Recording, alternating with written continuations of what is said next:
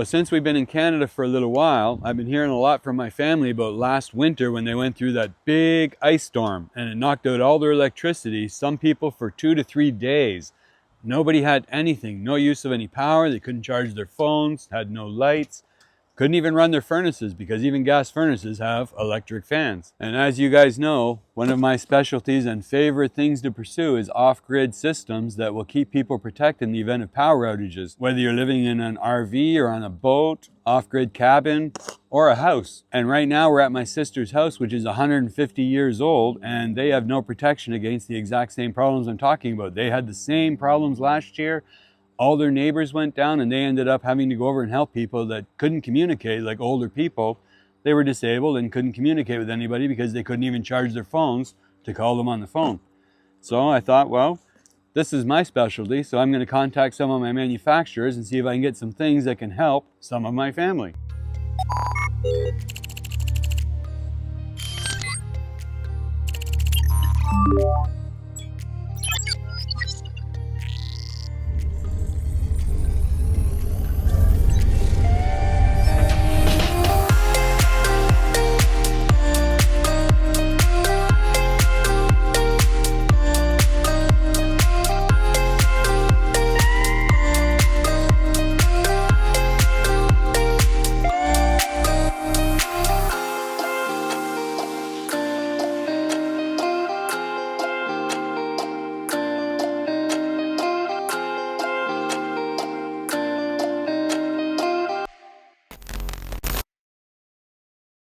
Now I have several systems I'm going to test this month in 3 different applications. One at my parents' house, one at my sister's house, which is where we are now, and one in my son Justin's house, where Brendan and Justin are both living now. And they had the exact same problems last year because they couldn't back up their power system and they almost lost their finished basement because the sump pump went down.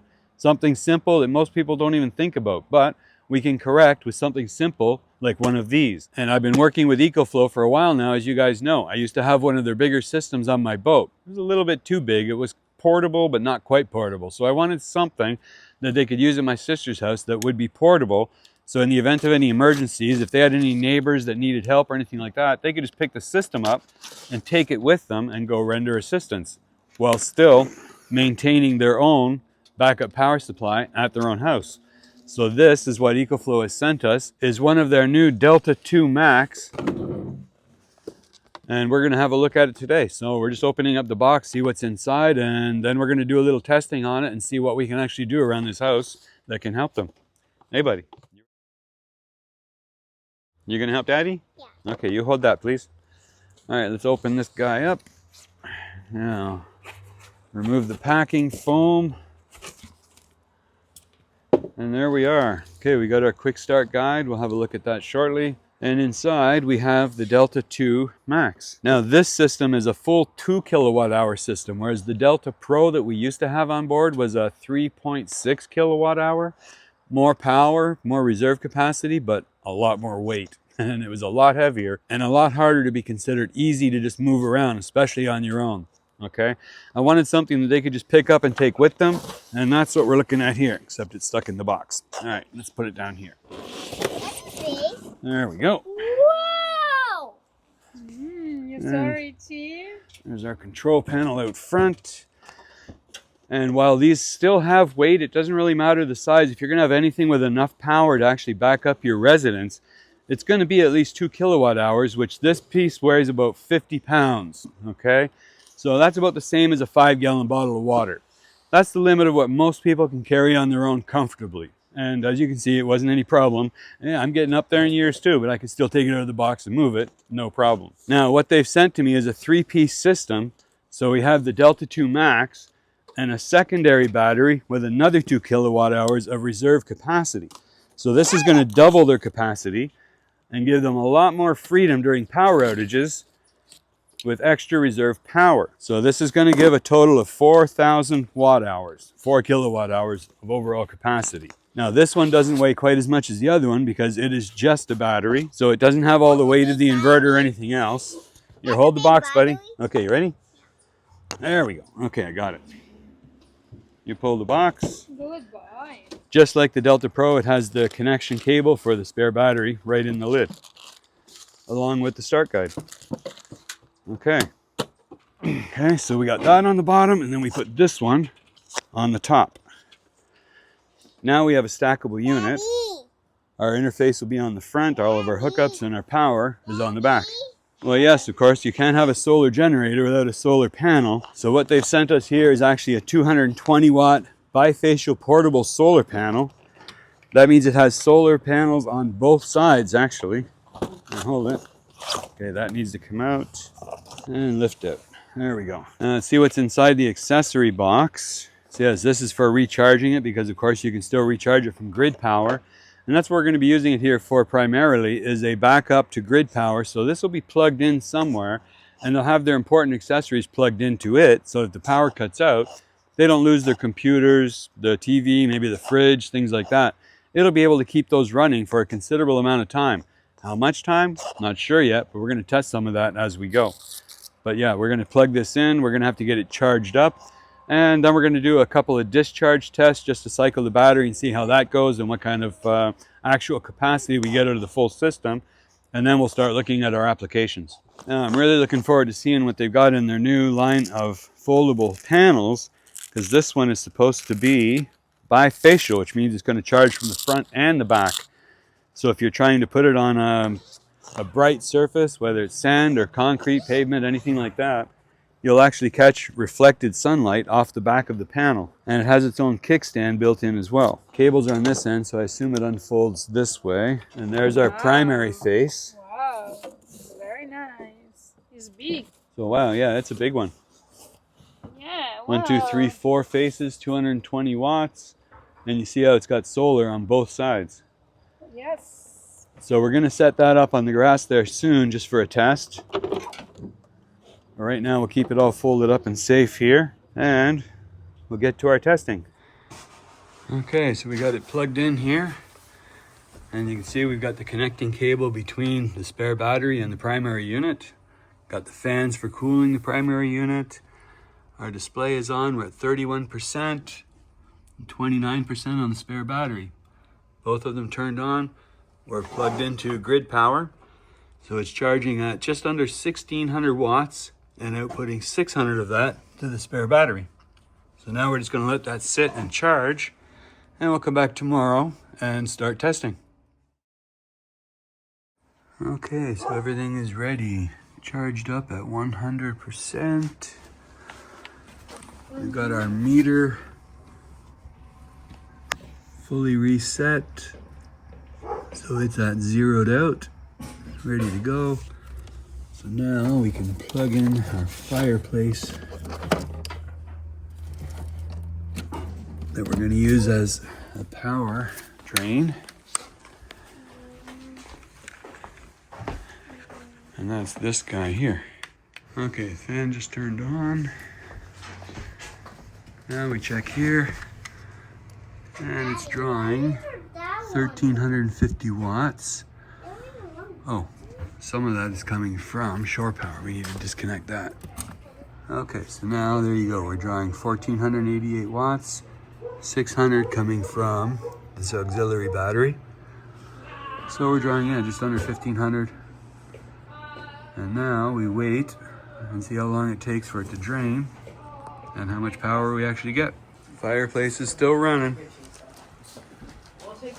Everybody's pretty chill. Dogs are passed out. It's pretty warm. Steve's running away because it's too hot. And the system is still running at 31%, no, 19% on the main unit, 31% on the bottom unit. So overall, we're just at about 25% combined. Still drawing 1500 watts. Been running for almost 2 hours. Still going strong.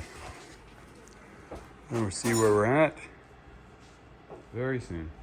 So for the first test, we managed to draw 3.7 kilowatt hours out of a potential 4 kilowatt hours, which yields us about 92% efficiency on the inverter. But that also includes the fact that the factory usually maintains a safety margin of somewhere between 5 to 10% of the overall battery capacity, just so they don't damage the cells by drawing them down to absolute zero. Not a bad first result, but now we're going to try it a different way. So for next discharge test, you guys are always asking about, can these things run an air conditioner? So we moved it over to this corner of the house, put it next to a portable air conditioner.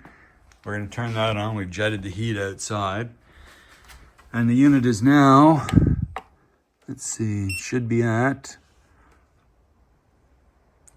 100% and 100%. Zero power coming in or out. Come around the back, we've got our gauge. Turn on the AC outlets. Powers up our instruments. Doing our systems check. Almost ready. And we're back. But yeah, this thing is app controlled as well, so I need my phone to be able to zero it out. So we've got everything reset now. We got 120 volts at 60 hertz, and all of our energy readings are 0. So the AC outlet is on. We're gonna take the power cord for the air conditioner and plug it in here.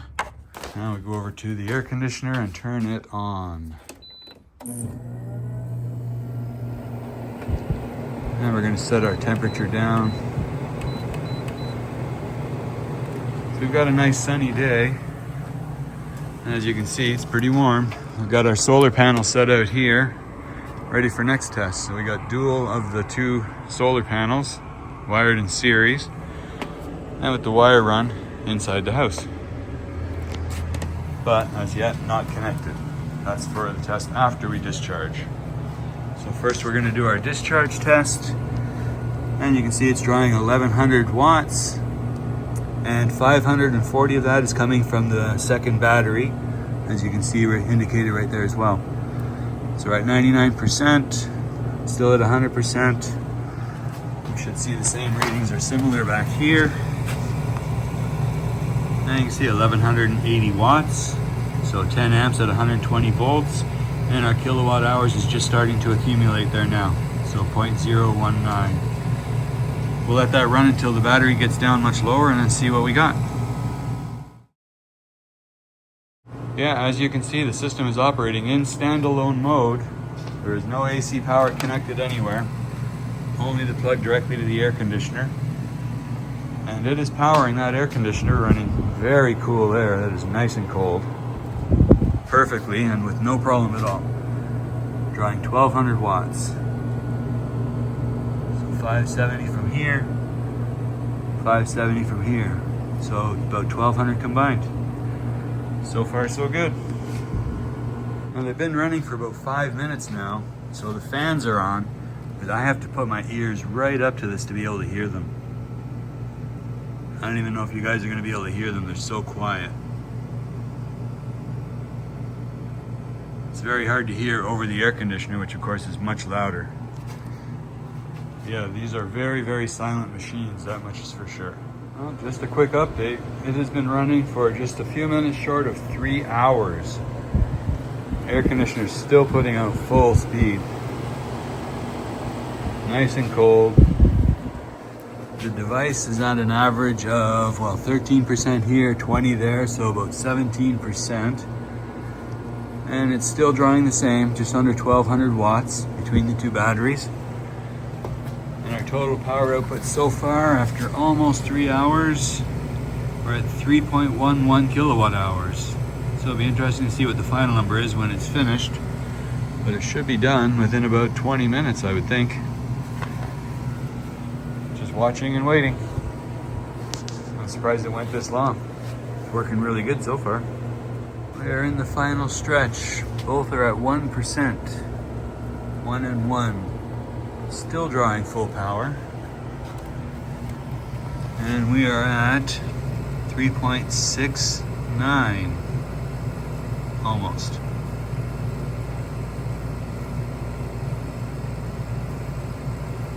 So how much will we get when it finally shuts off?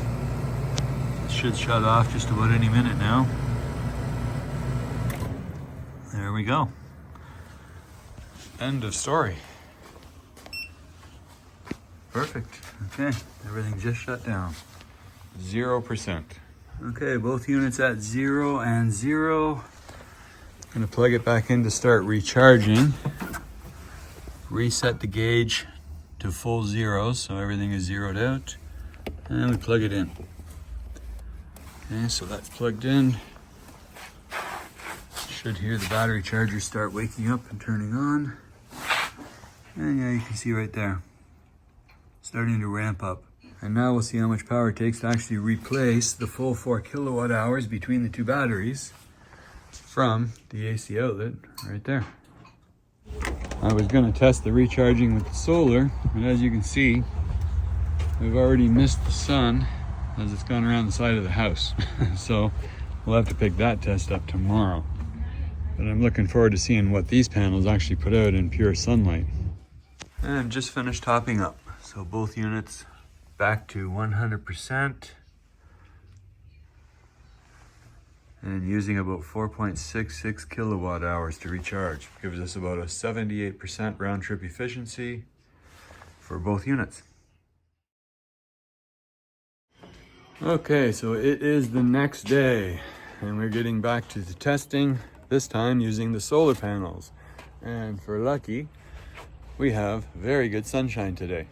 So it's a bright day. It's 10:30 in the morning, so it's still early, but I've got the panels set out here again just on the patio area. And you can see they're off axis quite a bit. I mean, the sun is only right there. It's 10:30 in the morning, and I've got them laying flat on the table. So these sections here will get a little bit better angle for capture, as you can see by my shadow there, but these ones down here, the shadow is quite a bit different. So I expect to see it a little bit better later in the afternoon, but for now I just want to get an idea how efficient these panels are, what they can actually generate even early in the day in early sunlight. So we're gonna have a look at that now. Now you can see I've got them hooked up again in series. So the two panels are connected in series, and then we got the positive from one panel and the negative from the other run into the house. So it's just coming across the floor, hooked into our connection cable, and around into the back of the machine into our PV2 input. Okay, so it's 10:30 in the morning, and right now we are getting 243 watts input from a potential 400 watts from both panels. System's at 88% here, 93% there, and you can see we also have the TV running. Okay, so the TV is running from the Delta Pro, and it's drawing 132 watts. So we're withdrawing power at the same time as we're putting in, and it's telling us to fully charge at this rate of differential is about 9 hours, okay? So 248 watts coming in. Of that, 53 is going into the lower battery because it's already at the highest charge. So now we'll just wait until a little bit later in the day and see what kind of power input we're getting then. Hey, Richie. Uh-huh. So just while we're waiting for the sun to pick up a little bit higher in the sky and give us a more direct reading on the panels, I wanted to talk to you guys about why I like these things so much. Because I know you guys have watched me review several of these things in the past, many of them over several years. They're really your first line of defense when it comes to any kind of storm protection or power failures or anything like that for any reason. And if you've got any kind of a house or mobile application where you've got enough surface area on your roof or property, like as you can see, there's a lot of lawn space here, then they could do a lot with that if they wanted to put out extra solar panels on top of a gazebo or something like that, or especially even up on the roof. I mean, this roof has lots of potential on south-facing surfaces for solar panels. And you can see this part of the roof right there, they can easily accommodate, I'd say 2,000 to 3,000 watts of solar panels, about 400 something watts each, and that is a south-facing roof. So we don't want to get way up here, that's way too high, but this is an add-on to the house, like a new garage that they added on a while ago. So it's separate from the main structure. They could do anything they want with this roof and not affect the house at all. And that piece is facing the sun all day. The sun rises in the east, sets in the west, and comes right across that southern sky every day, even in the winter time. It's perfect. But then the reason I keep following over time is because this is an evolving technology, so in my mind it needs to be tracked and paid attention to. We have battery technology evolving at a very, very fast rate these days. The batteries are becoming more powerful, smaller, and of course less weight. And that's a big factor when it comes to portable systems. Oh, what do you got, Richie? Peanuts. Wow, you got chestnuts. How cool is that? Yeah, you picking chestnuts off the ground? Nice, buddy. All right. But yeah, these systems are becoming more powerful all the time. Just like the one we're testing now, this EcoFlow system, it has 2,400 watts of output capability now just on the inverter alone. That's a 20% increase over the last model, so that's significant. And the same amount of battery storage is now accompanied by a 10 to 15% savings in weight. That, of course, is a big factor because to be portable means you've got to be able to pick it up and move it around on your own. Now then, of course, we have the solar capabilities, and without that, we couldn't call it a solar power station, okay? The solar panels are what really make the difference. Now, what I'm running up there right now is 2 times 200 watts. So we got 400 watts total capabilities. In my mind, that's kind of a minimum for a backup, like a secure backup functionality. You want to have some kind of output that you can recharge the device. Otherwise, there's not that much point in having that much power, because as soon as your power's gone out for more than 12 hours, you have nothing to fall back on, unless you have solar capabilities to recharge it. That's where eventually in the next little while, we're going to be putting some solar panels up on the roof of this house. This EcoFlow Delta 2 Max is rated to a maximum of 1,000 watts input from solar, but that doesn't mean you have to stop at 1,000 watts of overall capacity of solar. It just means that the maximum it will absorb at any given time is 1,000 watts. So our goal is probably going to be to put about 2,000 watts of solar on the roof, and that way, even on cloudy days, it can probably still put out almost its rated capacity on the inputs of the device. So it can still charge at maximum input. And of course, by putting more solar on it than you need to, it will charge up much faster on sunny days. So on days like this with good sunshine, it'll only take you about 4 hours to do a full recharge on a 4 kilowatt hour system from empty to full. That's pretty impressive for a small sized unit that's very portable and you can take with you in your car anywhere you want to go. Aside from that, the sheer number of outputs you have available on a system like this, I mean, it has USB outputs and AC outputs, anything you want. So the biggest problem my sister said in this area when the power went down last year for several days is the elderly people living in some of the houses here in the community could not charge their cell phones. They had nothing, no communications whatsoever, and they were locked in their houses with no power. So something like this could at least allow them to stay in touch, keep the internet running, keep the Wi-Fi running, keep your cell phones charged, whatever you want. I mean, what you do with the power depends on your own circumstances and your own desires, but it is available there for you to use when you need it. So it's about 11:30 now, and I hadn't seen too much of an increase in the power output of the panels because obviously we're into early October, so the inclination of the sun is not really changing that much. It's just sweeping across the sky. So I decided to do something a little bit more constructive and just kind of put an angle on the panels. I just balanced the table up a little bit and mounted these ends with a box underneath to get a little bit more angle on the sun. And that seems to have made a considerable change just with that one motion, because it brought us up over 300 watts, which is about a 20% increase just by changing the angle of the panels. So as you can see here, we are now getting just over 300 watts, 316 at 11:30 in the morning. So in summary, I think all I'd really like to say is that I pretty much saw exactly what I expected with this unit. I mean, EcoFlow has always been at the top of the list when it comes to reliability, functionality, portability, just overall construction. I mean, the first unit I tested from EcoFlow was the original Delta Pro back a few years ago, and I was always impressed with that one because when they first put it on Kickstarter, they were only looking for $150,000, and they got over $8 million from that campaign to produce the original Delta Pro. That got my attention, I gotta say. And I was never disappointed with that unit. It always performed exactly the way it was supposed to. We used it on the boat for a couple of years. It was always there and ready to do whatever we needed as soon as we needed to do it. And you guys probably remember, we used it several times in a pinch. This one is no different, just a smaller version, but of course makes it more compact, more portable, and easier to carry around. Delta Pro is a bit of a beast. You know, it was 100 pounds.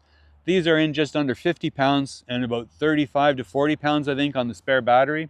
That's reasonable. It's easy enough for most people to lift around. But as far as the results on the tests that I did on the unit, they're pretty much right in line with what I expected. I mean, we're getting about 90% efficiency on the inverter, which is very good. And round trip efficiency, including the losses during recharging and discharging through the inverter and the chargers, is just over 20% at about 78 to 79%. So based on my test, that meant we put in about 4.7 kilowatt hours to yield 3.7 kilowatt hours of output. Now that, of course, is only if you're recharging from the wall. If you're recharging from the solar, you're getting much higher efficiency without all the losses because there's no battery chargers involved. The power from the solar panels go directly through the solar controller and straight into the battery bank and then straight to your outlets, wherever you want to charge. So I want to thank EcoFlow for sending the unit out for me to test. I was in no way compensated for this test aside from just being given the units and told to give whatever opinions I liked after testing them. Hey buddy. And they allow me complete autonomy to do my own tests, explore my own results, and tell you guys what I actually think of it, and I appreciate that. Now, if you are thinking about getting one of the units, I can't tell you for sure what the price is going to be at the time of you watching this. I mean, I'm filming this in early October. I know they've got their Prime Day sales coming up in the very near future, so if you pay attention to that, that's usually when you get your best deals of the year, is right around the Prime Days on Amazon. So I'll have some links in the description that can take you to find out where the units are and what the current pricing is, and you can make your own decisions. And aside from that, I hope you guys enjoyed the review. I hope this finds all of you well. Have a great day, stay safe out there, and I'll catch you in the next episode. Ciao for now.